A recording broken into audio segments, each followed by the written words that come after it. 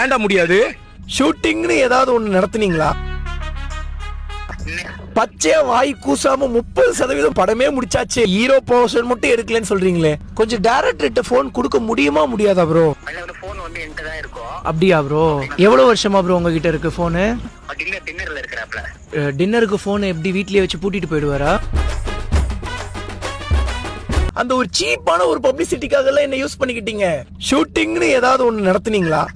பச்சையா வாய் கூசாம 30% படமே முடிச்சாச்சு, இன்னும் ஹீரோ போர்ஷன் மட்டும் எடுக்கலன்னு சொல்றீங்களே. சந்தர்ப்பம் அன்னத்து கல்யாணத்துக்குலாம் செலவு பண்ணிட்டாப்ல, அந்த வருமானம் இல்ல, அதுக்காக தான் ப்ரோ. கொஞ்சம் டைரக்டர்கிட்ட போன் கொடுக்க முடியுமா முடியாதா ப்ரோ? ஆனா கொஞ்சம் டைரக்டர் நாட்ட போன் கொடுங்க. அவர் வந்து உள்ள டின்னர்ல இருக்காருங்க, அவர் பண்ண சொல்றேங்க. எங்க இருக்காருங்க ராஜா? டின்னர்ல இருக்கிறாப்ல. டின்னர் இருக்காரா? டின்னருக்கு போன் எப்படி வீட்லயே வச்சு பூட்டிட்டு போயிடுவாரா? இல்ல போன் வந்து என்கிட்ட தான் இருக்கும். அப்படியா ப்ரோ?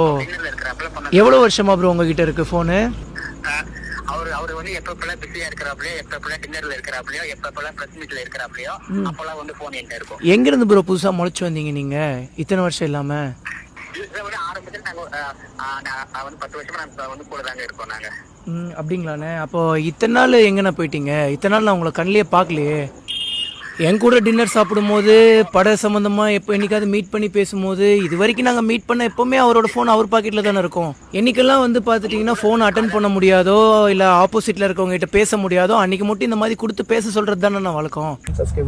தெரிஞ்சுக்கோங்க, என் வாழ்க்கையில என்கிட்ட இருந்த நிறைய விஷயத்த நான் இழந்திருக்கேன், எவ்வளவோ ஏமாந்துருக்கேன், இன்னும் என்னென்ன இருக்குன்னு சொல்லி தெரியல. ஸோ இவங்க இப்படி பண்ண எனக்கு இந்த துரோகத்தை எல்லாம் ஸோ வட்டியும் முதலுமா என்னோட வெற்றியில் நான் காட்டுவேன். ஸோ மறுபடியும் பழி வாங்குவேன் அந்த மாதிரி அந்த மாதிரிலாம் கிடையாது. பழி வாங்குதல் அப்படின்னாலே பழியை வாங்குதல் தான் அர்த்தம். ஸோ அப்படி இருக்கிற பட்சத்தில் வந்து பண்ண நம்ம என்னைக்கு வந்து பண்ண யாருக்கும் அந்த பழிக்கு பழி அப்படிங்கிறதெல்லாம் கிடையாது.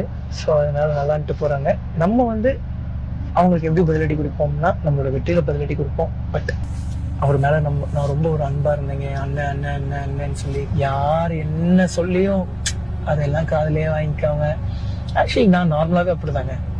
ஸோ இவர் மேலன்னு சொல்லல, வேற யாரை பத்தி தப்பா என்கிட்ட வந்து சொன்னாலுமே அது நானா ஃபீல் பண்ணா மட்டும்தான் நம்புவேனே தவிர, நானா அதை எக்ஸ்பீரியன்ஸ் பண்ணா நம்ப மாட்டேன்.